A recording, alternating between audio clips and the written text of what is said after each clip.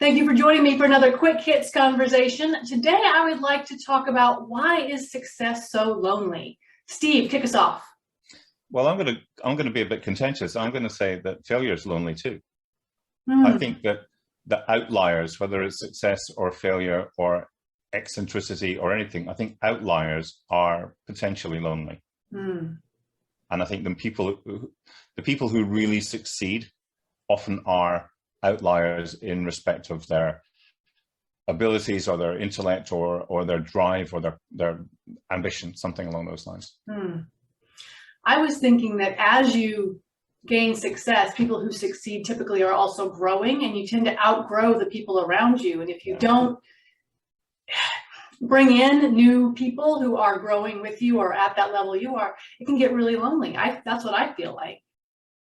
Yeah, and adding to Steve's list of reasons that it may be lonely is that there is always a factor of luck and how we leverage that, and then the jealousy or discontent that comes from other folks going, well, I didn't have that opportunity, or I didn't take advantage of that sort of opportunity, and not ending up in the same place. So it is often a case of, okay, well, I did a thing, right? I put an offer on that building. You could have done that. Yeah. I agree with surrounding yourself with the right people and continually different people. The way that we find empowerment in our careers and the way that we choose to nurture that empowerment, it's true that some people just don't want to do the work. They don't want to solve the problem. They want to put the Band-Aid on it. And that's a thing that I've experienced. Okay, we need to solve this problem. And I had a coworker look at me and say, no, we don't. We just need to get through today. And then someone else will deal with it. And at that moment, our relationship became broken. And I realized that we were very different people. And we continue to be civil, but we no longer work together.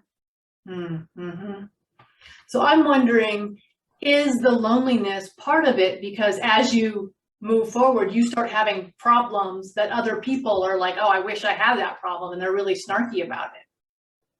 Maybe that, yeah. It's also worth bearing in mind that there is this a tendency for people to be sycophantic around people who are really successful. You know, so you get people who aren't your peers, but want to be alongside you and be seen to have that guilt rubbing off. And that's a lonely place to be, because even if you're really nice to them, even if you delegate and you help and you mentor, when the door closes and the phone goes down, you're on your own. So.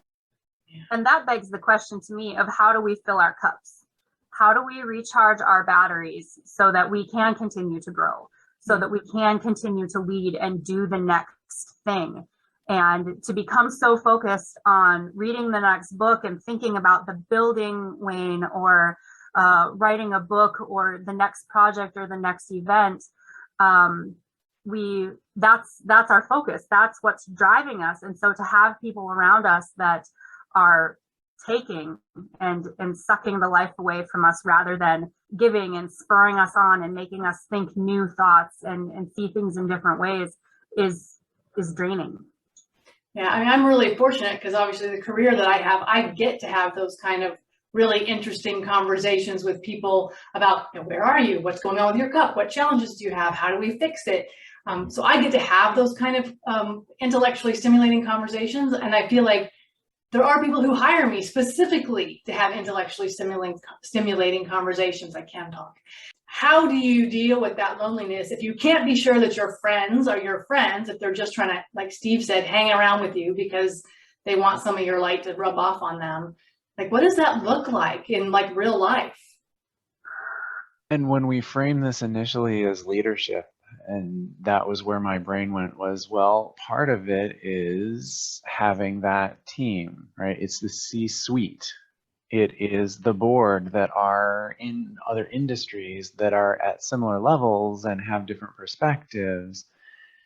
And I went, wow, do we have that sort of thing in our lives, right? Other people who are on similar paths, but may not be in the same industry, may not be competitors, but there's someone that we can connect with and interact with at that level that we may not have in our day-to-day interactions.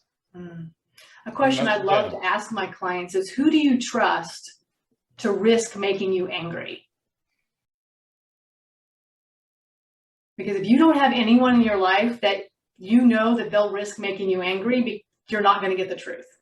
And that is a really lonely place. If you never feel like you can get the truth. But if you get angry when someone tells you the truth, that's a whole separate thing that needs to be worked on. That's not loneliness. That's aggression and self-delusion. Success is such an arbitrary word, because you can be successful in a very small way, doing a little job, having a shop that services a local community and does really well. And you're never going to be rich, but you can be successful because you are serving your community. Or you can be the Elon Musk, or you can be the world leader, the Angela Merkel, or whatever. You can be all of those things, and success can follow all of those paths. Do you think one path, one kind of success, more likely to be the home of the lonely than another?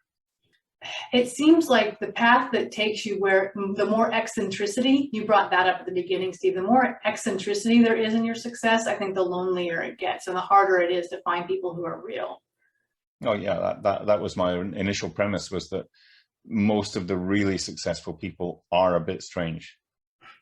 And consequently, unless you find other people that are strange in the same way, or strange in a different complementary way, you may not have that society around you that stops you from being lonely. Yeah. And if you're just a decently successful executive in a big company, you can probably go out and play golf with people just like you, or go bowling, or go for hill walks or whatever. And therefore that loneliness can be assuaged. I think it's the extremes that are more likely to struggle with that. I'm going to respectfully disagree with you, Steve. I think at that middle management level and even CEO type level, you're making hard decisions. You're making business decisions that may result in budget cuts, in loss of job, in letting people go. I left my corporate job, and it was traumatic, but it was the best thing for me. I was in a terrible place and I hated it. And I was starting to hate everyone around me. And leaving was the best thing. And so when you're making those hard decisions, I think that loneliness is more, because then people think, oh, well, we can't invite her out for golf, because then she'll just go back to the president and have that conversation. This isn't a safe place to be candid. But when you graduate to that truly eccentric sort of genius level, I think that you embrace solitude. And so different than loneliness, solitude is removing the noise, and sometimes gives you an opportunity to just think more clearly and decide who you want in your life, and who serves you as much as you serve them. Who do you have that symbiotic relationship with? Yeah, that's perfectly valid, perfectly good point. I wonder if the upper reaches of inner directed personalities need company less. Then don't you end up in a silo where you're making decisions based on the reflection off of your own brain, rather than having anybody to bounce ideas off of? Well, no, I think what I'm getting at is that there's business, and you have your team, you have your directors, your board, your C-suite, whatever, and you can delegate, you can work with, you can talk to, but that isn't necessarily going to assuage loneliness in your personality. And I hate dissociating life from work. You can't leave one away and put the other one in. So people can be surrounded by good people whom they like and enjoy their company, and it's fruitful. And then they go home, and if they're inner directed, they can sit there and be happy in their own heads, watching a movie, listening to music, reading a book, writing a book, whatever it might be. But they're not needing that constant input from outside. That the outer directed people need to have recognition. And maybe when you get past that, you mature past that, you no longer need that that amount of validation. Validation, yeah. Well, that is our 10 minutes, so I'm going to have to cut our conversation off there about why success is lonely. Thank you so much for having it with me. I've enjoyed it immensely, and I look forward to the next one.